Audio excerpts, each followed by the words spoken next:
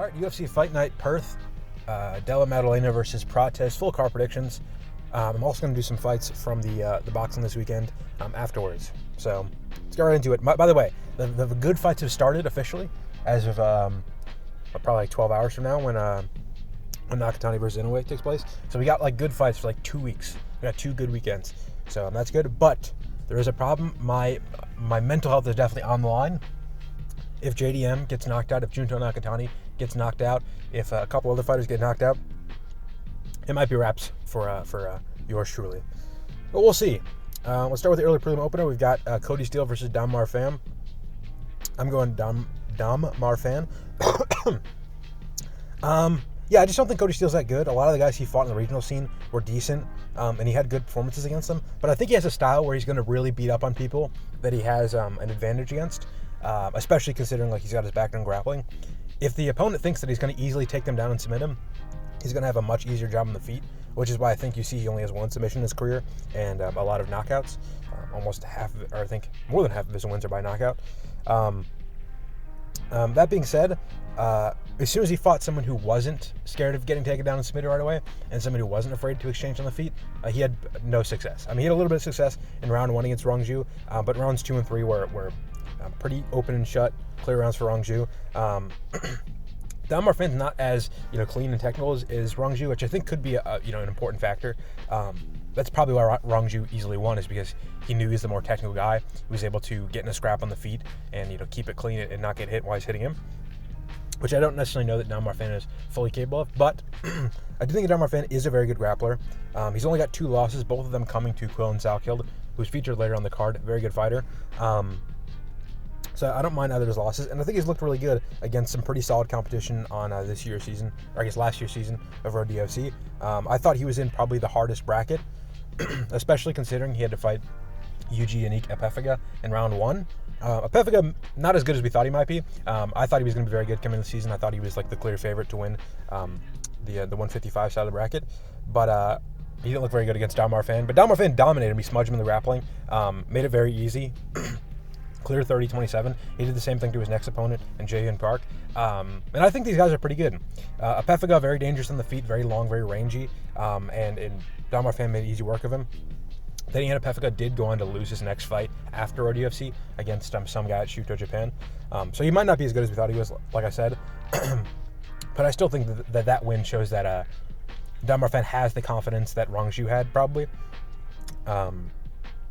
If he possesses that confidence, I think the fight's going to be pretty easy for him. He's also got a similar build to Rongju. Long reach, taller guy. He's got a 4-inch reach advantage, 2-inch height advantage. I think he should do a pretty decent work on the feet. And Cody Steele is not very good on the feet unless he's getting that big finish. So yeah, I think if he remains long, he can do good. He's also a very solid grappler. Like I said, he completely smudged and dominated Yuji Yannick Epefega. And Jae-Hyun Park as well. So yeah, I'm picking Dom Marfan. It is technically his UFC debut. And the Road UFC guys sometimes do not transfer their skills very well into the UFC. But Rongju was off Road UFC and he beat Cody Steele. So I'm picking Dom Marfan. Next fight of the card, Jonathan Micaleff versus Themba Gorimbo. I'm going Micaleff. I don't know if Themba Gorimbo was never good, but he's definitely not good anymore.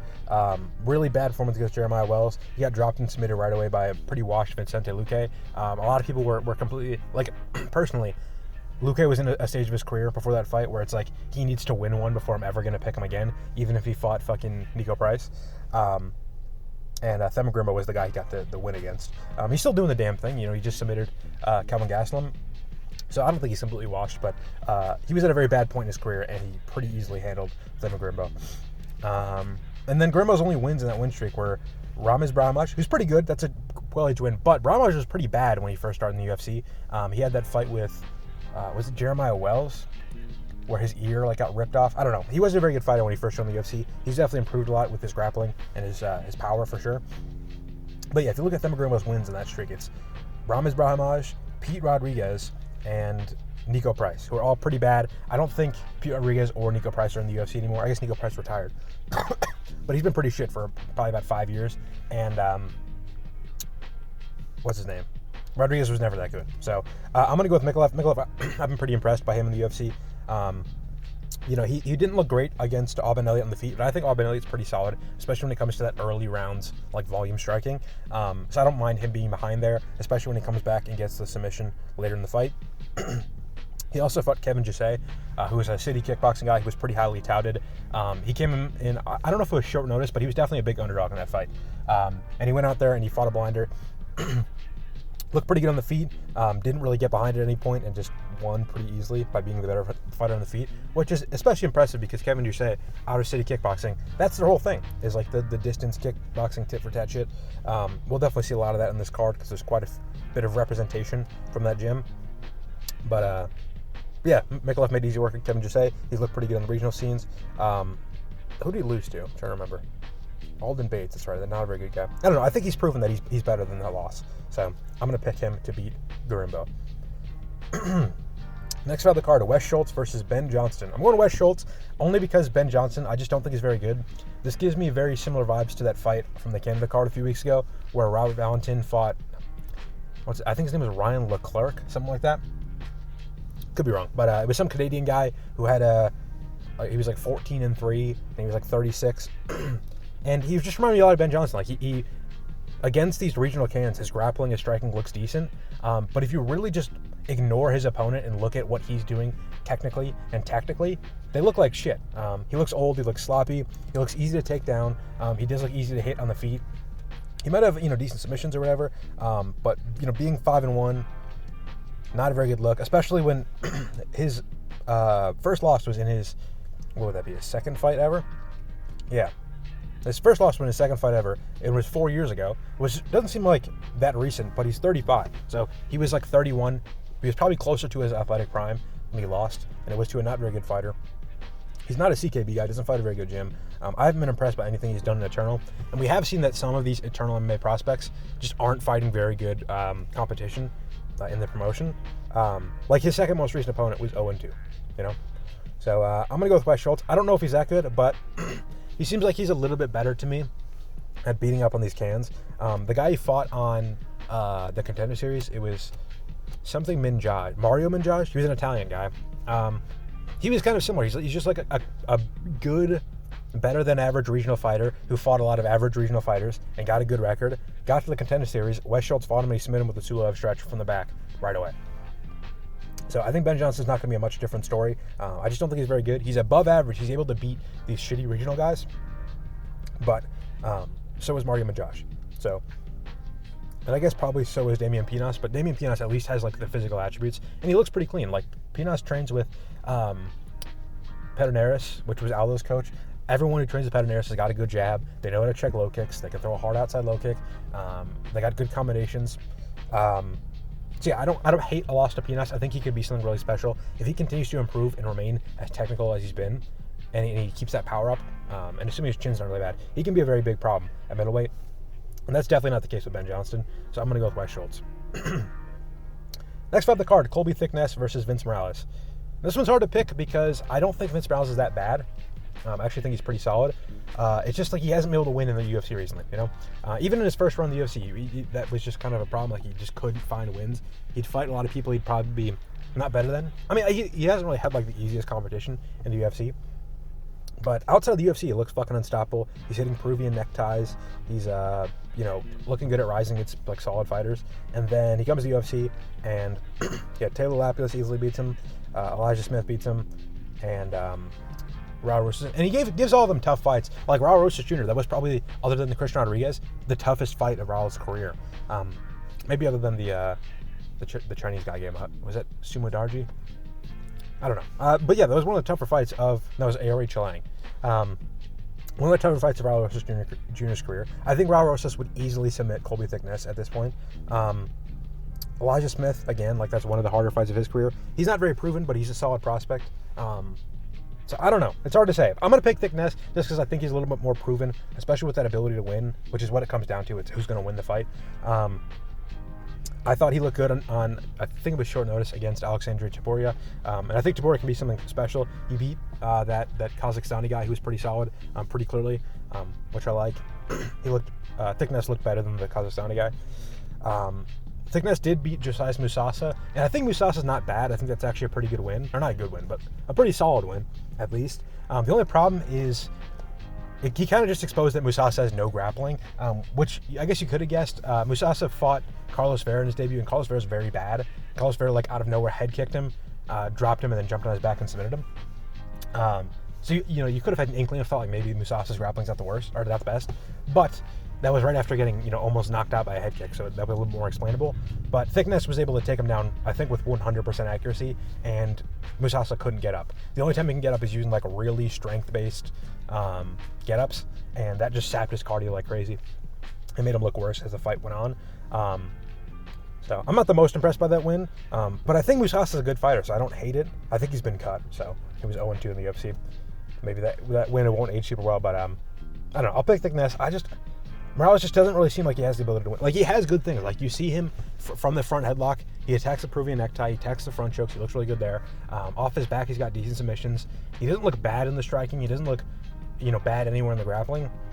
It's just like he doesn't excel at something that's going to let him win a fight, Like Elliott Taporia. He's got good offensive counterpunching, which lets him get knockout, which wins a fight.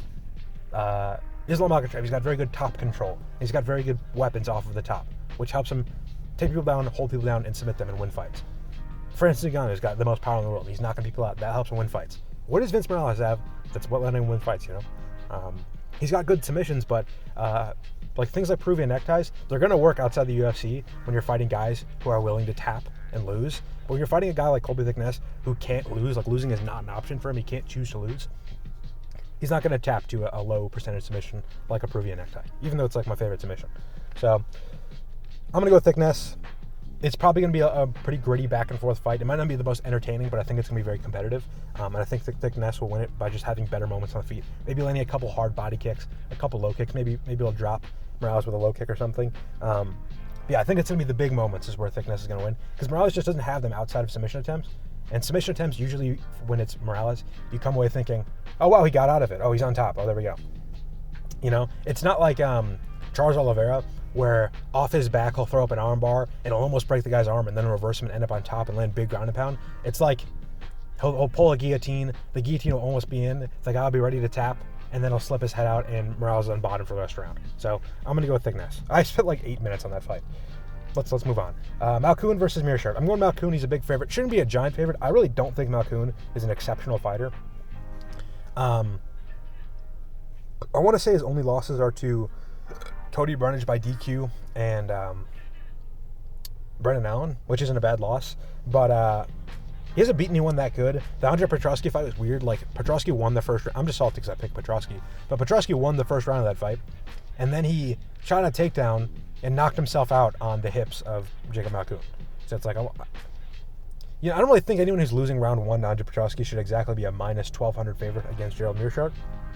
But then again, Meerschaert just ain't what he used to be. He's not finding these submissions anymore. He's losing third rounds. He's getting submitted in the third round by Rainer DeRitter. I just don't think he's gotten any more. Malkoun's pretty solid at getting takedowns, but he doesn't really have great top control. He doesn't really have good ground and pound. He doesn't really have submissions. I guess he did have good ground and pound against Brundage. He was just unfortunate to the back of the head. I don't know. I'm going to go with Malkoun, obviously. His jab looked good in his last fight. His like a basic boxing looked pretty good, but Torres Finney cannot strike. The only thing that really proved to me that fight, or in that fight that Malkoun would win, was the fact that he stuffed most of the takedowns. And I think Torres Finney's probably better at getting takedowns, or at least getting control than Meerschaert. So I'm going to pick Malkoun, obviously. But not that obviously. It shouldn't be minus 1,200. It should be like minus 350, minus 500. I don't know. I think Meerschaert has a chance to submit Malkoun, just because Malkoun is not like a great grappler, really. Like he's good at his thing, but incoming call. I got a phone call. That's awesome. A little interruption. Maybe I'll cut that out. Maybe I won't. I don't know. Okay. Next fight of the card, Junior Tafa versus Kevin Christian. I'm going Kevin Christian. He's a big underdog, and I kind of get it. I just don't think Junior Tafa is that good. Junior Tafa has a problem where every time he gets taken down, he gets submitted, or at least controlled for a while. Like Tuco Tacos did submit him. Tuco Tacos was probably thought around the time that he was the worst fighter in the UFC, or one of the worst. And what's where Tuco Tacos was minus 400 against Mingyang Jang. which is kind of weird. But Meerschaert knocked him out. He'd been knocked out before by other fighters. Tuco Tafa's just not a very good fighter, and he was able to submit and beat Junior Tafa. And I don't know if Kevin Christian is better than Tuco Tacos, but I think he might be better at getting takedowns and submitting people, just because he's going to be so long. I don't think it's going to be very hard for him to find an overthrown overhand to get a takedown on, which is probably the easiest way to take down Tafa. Junior Tafa is going to be looking for the chin. He is, how many inches? 4 inches shorter with an 8-inch reach disadvantage. So he's going to be really whipping shots up, I think. There's a good chance if he lands, he gets a knockout, because Kevin Christian is pretty chinnable. In his last fight, he got knocked out and then submitted while, he got rocked, and then he got put in a rear naked choke. He tried to tap, but his arm was trapped, and he tapped, the ref didn't see it, and he went out, which isn't a good look. It was to Billy Alicana, who also submitted Junior Tafa in the first round. But yeah, Kevin Christian only got submitted after he got rocked, and Junior Tafa just got taken down and submitted. So I think Kevin Christian can do that. He's also fucking giant. He's got good shit up the middle. He had like a weird break in his career, where he fought in like 2019, and they didn't fight again until like 2024, which is not a great look, but I do think he looked very improved after that. The guy who fought Miguel Porto, after the break, he looked really good against. He landed a flying knee and finished him. And then in the Contender Series, he also looked pretty solid. Took a ton of time off after that, but he looked much better after the improvement. And I guess, he didn't look good in the Billy Alicana fight, but neither did Junior Tafa. I just think Kevin Christian's going to be able to get the takedown and submission, and I think Junior Tafa is very bad. So I'm going to go round one submission for Kevin Christian. Junior Tafa needs to finish to get the finish, obviously, or he needs to finish to get the win. And I just think it's more likely that he gets finished than he gets the finish. And even if he doesn't, if there's no finish, I think he also loses. So, yeah. Next fight up the card, Cam Rowston versus Robert Bryczek. I'm going to go with Cam Rowston. Robert Bryczek looked good in his last fight, but he did have a very bad performance against Iro Potiera, which, I don't know. What's bothering me about this fight is that Robert Bryczek looked very good in his last fight, but before that, he looked really bad. And then you look at Cam Rowston, it's like, oh, he looked really good in his last two fights, but he lost to Torres Finney. So, it's like, how much should we take from that? He's been super active. He's getting a good amount of finishes. He's looking pretty solid in these fights. So I don't mind picking him. He knocked out Andre Petroski. There was a time where I'd pick him to beat Robert Bryczek. I don't know. Bryczek also dropped round 2 to Brad Tavares in a pretty competitive fight there. I mean, not competitive. He whooped him in the third round. And he dropped him in the first. But, I don't know. I just don't think Bryczek is all that based on the Potiera fight. I think on the feet, Cam Rowston's going to have a decent amount of success. A lot of what Robert Bryczek did was just backing Tavares up against the fence. And Tavares has kind of been doing this for his whole career. He just backs up against the fence, he eats the biggest shots his opponent can throw, and then he shoots like a bad takedown or throws a couple low kicks. And Bryczek, I think, took advantage of the fact that Tavares isn't all that anymore, and was able to knock him out there. Or not, did he get the finish? He did, yeah. I think he mainly got that finish, and we've seen this big improvement, I think, because Tavares has just taken the kind of a nosedive off a cliff as far as like a quality of fight. So because of that, I'm going to pick Cam Rowston. I just think he's a little bit more, I think being able to finish Brundage in a way where you don't get DQ'd is a little bit more impressive than finishing Brad Tavares at this point. He also looked good against Petroski. He looked good in the Contender Series. I think I'm going to pick Rowston. He's also got the home crowd advantage. He doesn't have to fly across the globe to fight here. He's younger. He's probably improving more per fight. I'll pick Rowston. But Bryczek definitely could win. If this fight stays in the feet, I could see Bryczek landing a big punch. Rowston is a little bit sloppy. He's not the most technical guy. But I think he can beat Bryczek. Next fight of the card, on the main card, we've got Tuivasa versus Louie Sutherland. Yeah, I'll pick Tuivasa. Sutherland is really bad. He could just take down and submit Tuivasa because I think I could take down and submit Tuivasa. I don't know. Louie Sutherland is pretty shit. I'm going to go with Tuivasa. Tuivasa's not... He's pretty bad. Fuck.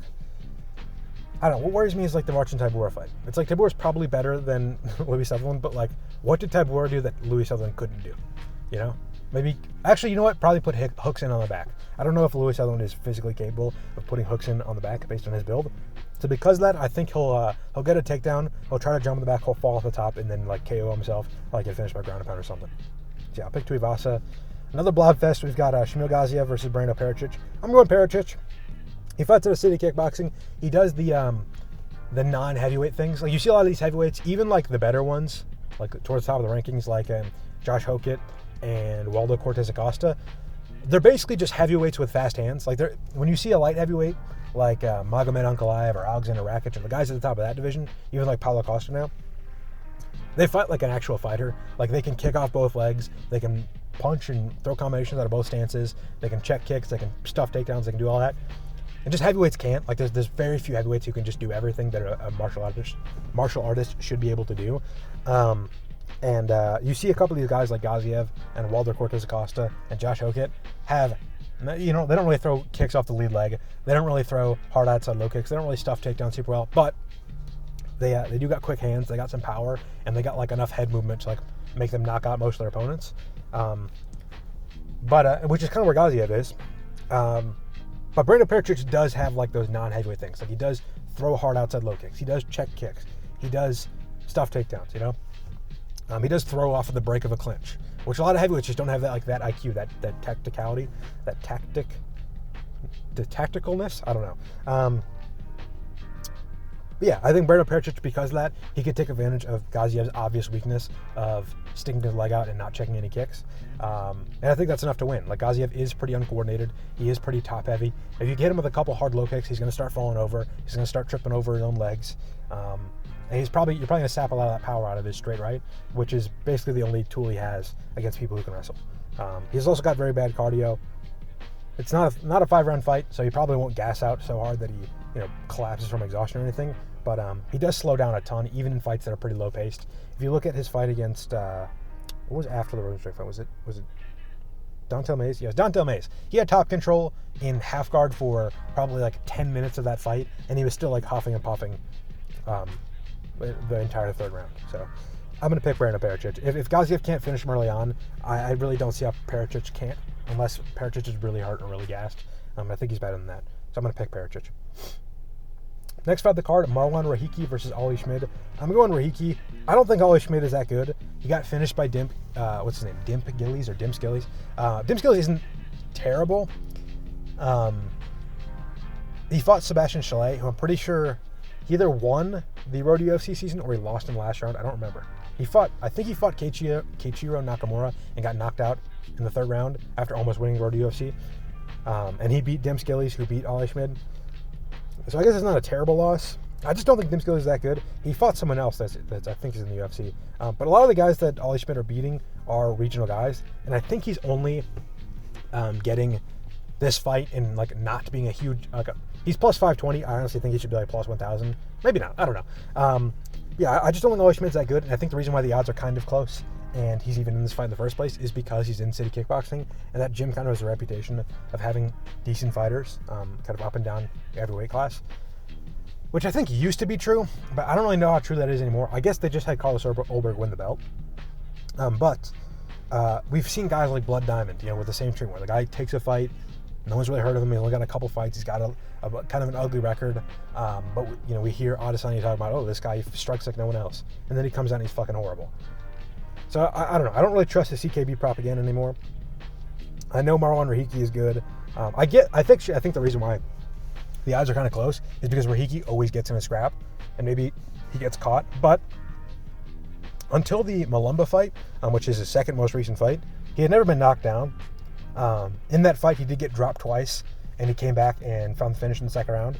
And he even looked really good in the first round immediately after getting dropped. Kind of a similar story with Harry Hardwick. He was pressing forward a lot. He was getting hit with big counters, and he was still going forward and landing. So Ollie Schmid could break his chin, but he hasn't fought anyone good, so I'm not going to pick him to do that. I'm going to pick Marwan Rahiki to get a finish early on. I just don't think Ollie Schmid is any good.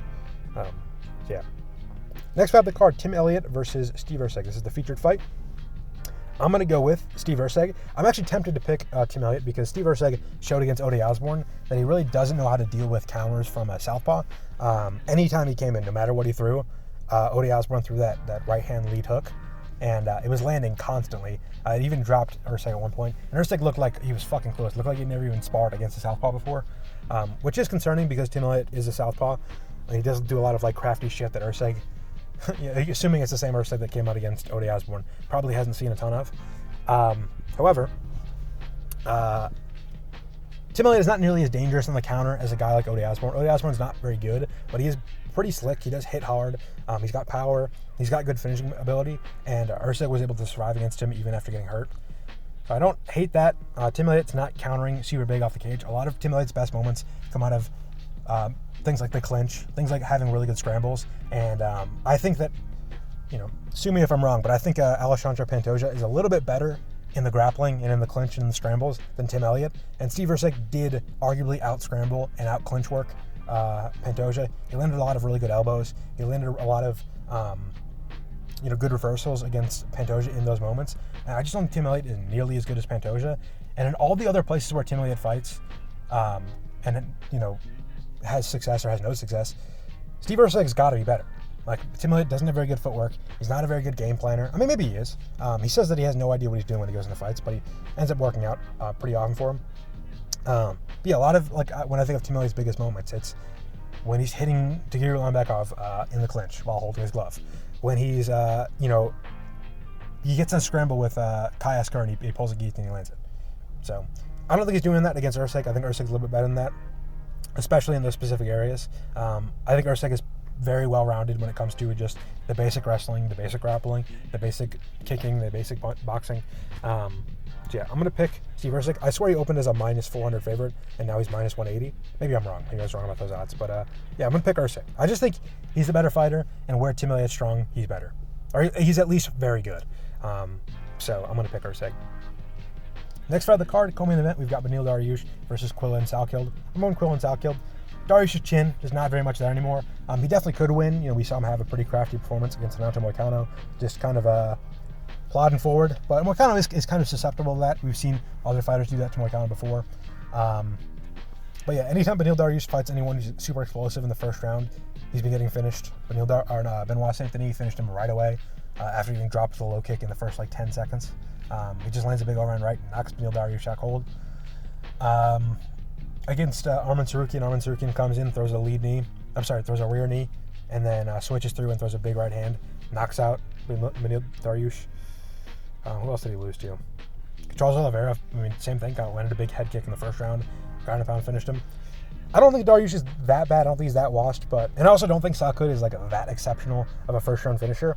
I just think he's got the right tools to do it. He's got a lot of the ability to kind of just touch the chin of the other person. He throws a lot of very accurate straight punches. He doesn't miss a lot. He doesn't overthrow his punches a lot. And I think that's all he needs to beat Dariush. He's also got good kicks, and if they're going to fight opposite stances, which I imagine they do because Dariush is usually a southpaw, and Salkeld is usually an orthodox, Quillan Salkeld's going to have those open side body kicks a lot. Dariush does use them a lot, but the thing is Dariush doesn't move a ton. He doesn't counter super quickly. So it's a lot less risky for Salkeld to just keep pumping body kicks at him. I guess Dariush could catch them, and he does do good work for that before. And he has countered them before. When he dropped Gamrot was throwing an open side body kick, and Dariush threw an overhand left and just landed right on the chin. So he definitely could do that. I just think that he's a little bit older now, a little bit less reactive, a little bit less quick. So Salkeld's just going to have a lot easier time just throwing body kicks, looking for that big right hand. And I think that's what's going to happen. I think he's just going to throw body kicks, soften up Dariush, and then Dariush is going to try to come forward and get met with a straight right, or maybe a 1-2, and get put out. Yeah. Next fight of the card, main event. Jack Della Maddalena versus Carlos Prates. I'm going with JDM. Both these guys are definitely in my top 10 favorite fighters in the UFC right now. Both of them have super entertaining styles. They're both strikers who have pretty good counter grappling. It's hard to give JDM any credit after that Islam fight when it comes to grappling, just because he had very little success. But if you know what you're watching, you'll see that a lot of what JDM was doing was his takedown defense was pretty bad. But in the first round, he was south. Okay. This is what was annoying. As I said before the fight, if JDM goes southpaw, he's going to get taken down very easily. And then he started off the fight in southpaw and got taken down very easily. But I don't think his takedown defense, whatever. They're not going to grapple. Whatever. I don't got to talk about JDM's grappling. Yeah, I'll pick JDM because I think they're both good strikers. This fight's mostly going to be a striking fight. JDM is probably the better grappler, at least offensively. So if the fight goes to grappling, I think he has an advantage. And if he goes in the striking, we've seen Prates behind in striking matches before. Against Trevin Giles, he started off behind. He was getting hit, and he was struggling to hit Giles. Even against Chuck Buffalo, what's that guy's name? Charles Radke. Charles Radke was not winning the exchanges, but Carlos Prates wasn't just easily opening up and landing on him. Kind of like he has done to some more recent opponents. What else is there? Ian Gary was able to easily outbeat Prates in an almost completely striking match. A lot of people are saying that Ian Gary won that fight because of the takedown threat, but Ian Gary didn't take down Carlos Prates until the 4th round. And honestly, once he took him down, that's when he started losing the fight. Like after he got out from the takedown, Prates started landing and almost finished him in the 5th round. So I don't really think that that's like I think Ian Gary just was the better striker in that fight. Like I said, Prates has been behind in fights before. I say Trevin Giles. Trevin Giles was also beating Dricus du Plessis on the feet. So Trevin Giles isn't a bad fighter. I just think JDM is better. A lot of times Prates is the better striker because he's just got more power. He's a little bit quicker than his opponent and longer. And I think it's going to be a little bit, he's definitely going to be longer and maybe a little bit quicker than JDM in this fight. But JDM doesn't have to, he has been in a lot of striking matches before as well. And he's never been behind in a fight. And even if he has, it wasn't because of, I'm just going to say he hasn't been behind in a striking match before. Islam Makhachev did have success in the striking, or more success just because he landed a couple hard outside low kicks. But that came again because JDM was fighting out of southpaw, which was a bad idea. He did switch stance a lot. I don't think he'll fight in southpaw here. Now, he definitely could. The reason why I think he fought southpaw in the Makhachev fight is, one, stuffing double legs is easier when you're in closed stance. It's just easier to get the far side underhook. And then also, it's easier to box in boxing stages when you're in, especially if you're looking for a knockout. It's easier to get in the pocket and trade when you're in closed stance. I just don't think JDM is as good trading out of southpaw as he is out of orthodox. So I think it would have been better if he fought orthodox there. It would have helped him stuff more single legs. It would have helped him, I think he probably would have stopped more takedowns. I think he probably wouldn't have got low kicked as bad if he fought out of orthodox. I think that's the same in this fight. I don't think Prates is going to take him down, but Prates is probably going to try to outside low kick him because Islam Makhachev had success there. Prates is a southpaw, so if JDM fights southpaw, he's going to get low kicked a lot. I think that's a bad idea. I think he shouldn't do that. I also wouldn't mind him exchanging in the boxing because one thing about Prates is he does have a lot of knockouts, but he's not like Alex Pereira where you see a lot of his knockouts are him throwing like left hooks on the counter, or even Pereira, kind of the same thing. A lot of Pereira's finishes are going forward. But rarely do you see Prates covering up and then timing a counter, like a short left hook or an uppercut, while his opponent's throwing to find a knockout. I can go through all of his UFC knockouts. Against Trevin Giles, he's going forward, he throws a big knee to get Trevin Giles to back up. Trevin Giles backs up with his hands low, he gets caught with the right hand. When he's fighting Charles Radke's backed up against the fence, he's circling away from the power hand. Because he's circling away from the power, he's using the high guard. Prates is able to hand fight, lands shift to the body, finishes him with a knee to the body. Let's see, what else is there? What's that? Li Jingliang backing up that whole fight. He got hurt a couple times early in the first round. He spent the rest of the fight backing up and circling. Prates with a trap against the fence, land big combinations to finish him. Who else? Neil Magny. Neil Magny was basically running away in that fight. He kept running away and then ducking in the clinch, running away, ducking in the clinch. Prates got him to time he got him backed up against the fence. Neil Magny tried to enter in. I can't remember if it was a clinch or if he was trying to throw a combination. And Prates timed it, caught him with a left hook right in the temple as he was coming in, knocked him out. So I guess he was coming in there, but usually it's when Prates has his opponent backed up to the fence or when he's going forward. He always finishes when he's on the front foot. So I think if JDM moves forward, especially with like his boxing head movement, and if he's in a position where he's not going to get low kicked, he's going to have a lot of success on the feet. Prates doesn't really catch people coming in. This is the thing I forgot to mention. Prates always relies on his power. Like Ian Gary, the reason why that fight was even competitive and Prates won the 5th round and didn't get 5-0'd and dominated. Like, if the fight was a 4-round fight and the fight just ended after 4 rounds, everyone would be like, wow, Ian Gary fought a complete blinder against Prates. Prates sucks, he'll never win again. Maybe not that, but people would say that Prates sucks. And the reason why Prates hadn't won the 5th round is that even though he was gassed, he was still quick and powerful. And a lot of what he landed against Gary was just Ian Gary being tired and out of position. It wasn't like he was landing super clean. So I really don't think that, I think he's getting a lot of credit for that. He's completely relying on his power. Like, he is the worst striker, and he only had any success because he had more power. Whereas JDM, when he's in striking matches, granted, he hasn't been in a striking match with anyone as good as Ian Gary, I don't think, but he's usually ahead in every fight. Like, he's usually not fighting from behind, especially in the striking. We see against Basila Fez, he's having a little bit of failure, I guess, what the opposite of success would be. He's getting behind in the fight, but that's because of the grappling, that's because he was pulling guillotines and stuff like that.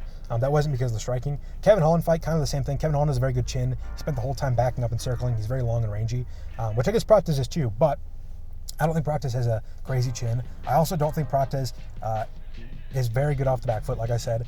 Kevin Holland didn't have a moment of success in that fight. Everyone remembers the, a couple of the big strikes that JDM landed on Kevin Holland. He landed that big combination against the fence where he went, what?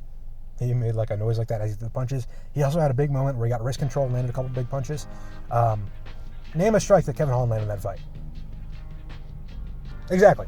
So yeah, I'm going to pick JDM. I just think he's always ahead in striking matches. He doesn't rely on his power. He relies on his good footwork, his good ring generalship, and I think that's going to work really well against Prates because Prates does get backed up against the fence. Watch the Jeff Neal fight.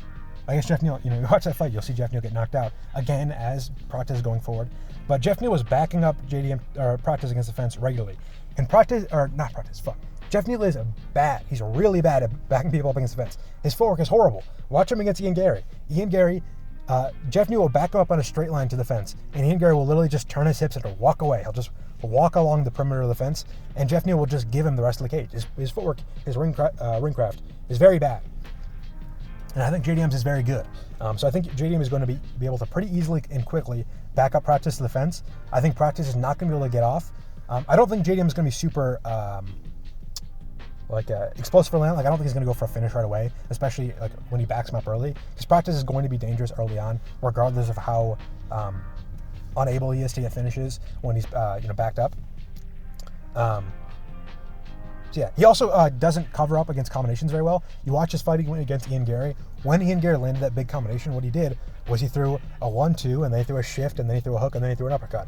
And it was that extending of the combination that kind of led to Prates getting caught. Prates does kind of still have the 10-ounce glove, Muay Thai defense, where he uses his elbows to cover up and show up. But when you're having a lot smaller gloves, and you're just trying to use a high guard to cover your face, punches like uppercuts and very accurate strikers are going to be able to land through your guard, which Ian Gary was able to do pretty easily in that fight. And I think JDM is very good at placing his shots. He also mixes up to the body a lot. So if Prates is getting caught through the high guard with his elbows low, he's probably going to raise his elbows to try to cover up his face more. And I think he's going to get caught to the body when doing that, just because JDM is very good at mixing it up there. Yeah, I'm picking Jack Della Maddalena to beat Carlos Prates, probably by knockout, just because I don't see either fighter having success for 5 rounds and not getting a finish. But yeah, and then I'll go through I'm picking David Benavidez. I'm going to look at that card, see if there's anything else. I'm picking David Benavidez to beat Gilberto Ramirez. That's a very good fight, though. I'm excited for that. I'm going to pick Resendez just because I hate Jaime Munguia. I think Jaime Munguia sucks. I'm going to pick Angel Fierro just because I think Oscar Duarte is garbage. Anything else in that card? There's a couple decent prospects on that card. And then the fights that I care about the most probably this weekend, the fight, is my favorite boxer, Junta Nakatani versus Naoya Inoue. I'm picking Nakatani by knockout. Naoya Inoue, he is a very good boxer. Obviously, he's probably the number 1 pound-for-pound boxer. He's probably, in my opinion, the best boxer in the world, at least pound for pound. But I think he's going to lose, and that's because he has a very big flaw in his game, and that he always gets dropped when he's leaving exchanges. We saw it against Cardenas. We saw it against Luis Nery. A lot of the time how about this? Anytime Inoue's been hurt recently, it's been when he's leaving exchanges by just having his hand low after throwing a combination. He got caught by a left hook, I think, both times to get dropped. And Nakatani has very good weapons and hurts people a lot in that range a lot. He also has very good uppercuts. So I think Inoue is going to have a very hard time closing the distance. Nakatani's got a long jab. He's got a long 1-2. He throws very good off of the 1-2 as well. A lot of fighters, when they commit to a 1-2, especially when they try to get a lot of range behind it, they don't have a lot of weapons to follow up with, and if they miss, they're very vulnerable. Whereas Nakatani will throw the 1-2, and he'll... I want to do a breakdown of this technique because I think it's very cool. I've never seen any other boxer do it, but he did it a couple times against Maloney. It's really hard to describe without any image, but he throws a long 1-2, and then he doesn't switch his feet, but he switches his shoulders from southpaw to orthodox. So imagine his shoulders are in an orthodox stance where his left shoulder is forward, his right shoulder is behind, but his feet are still switched into southpaw. So he throws that long left, he keeps his left shoulder forward after he throws left, and then he throws from this hybrid position. He throws a left straight as a jab, and he steps through with the right hand as a 2, basically, even though it is with his lead hand. And I think he'll have success with that as well against Inoue. He has a lot of success off the 1-2, and Inoue is going to be trying to duck under it or slip outside of it to get inside and land big punches, like in the boxing range where he has the most success. And Nakatani is very good at countering people doing that. He throws a lot of uppercuts. There's a lot of uppercuts in succession, like consecutively. And he also has a very good hooks. And that's where he knocked out Maloney. Maloney was coming through. He was trying to parry the what do you call it? The rear hand. And he was trying to slip onto the rear hand. I'm sorry, the front hand. The forward hand, whatever. He's trying to slip onto the right hand and try to parry the rear hand.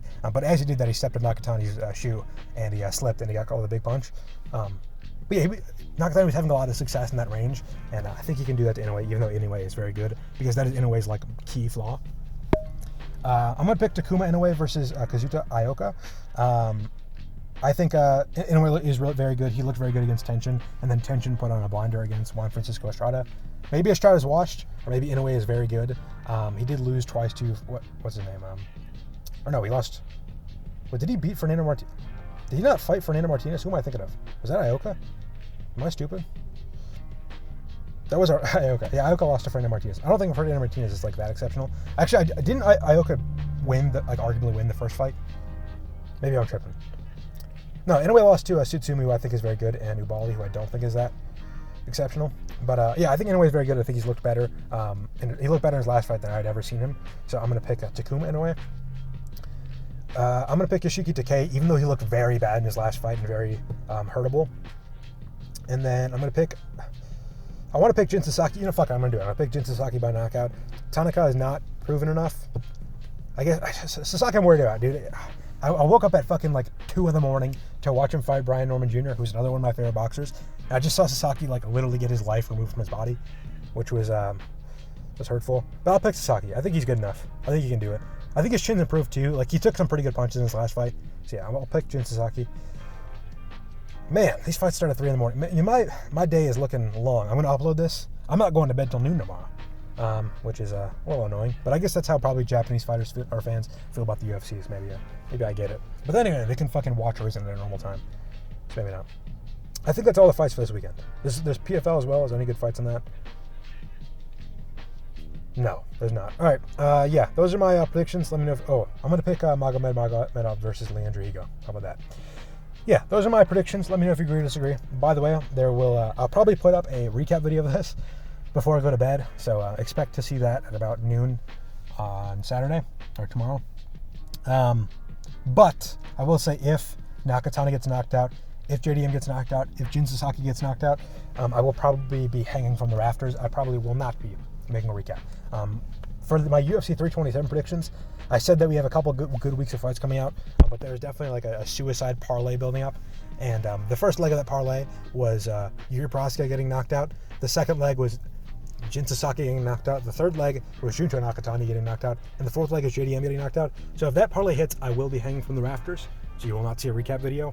But yeah, that is all. Let me know if you agree or disagree with my predictions. Like the video, share the video, subscribe if you want to see more. Like I said, I'll be having that recap. I'll have my predictions for UFC 328, hopefully earlier in the week next week. But yeah, we had a couple good weeks of fights coming up. I hope you enjoy the fights. I hope you enjoyed the video. That is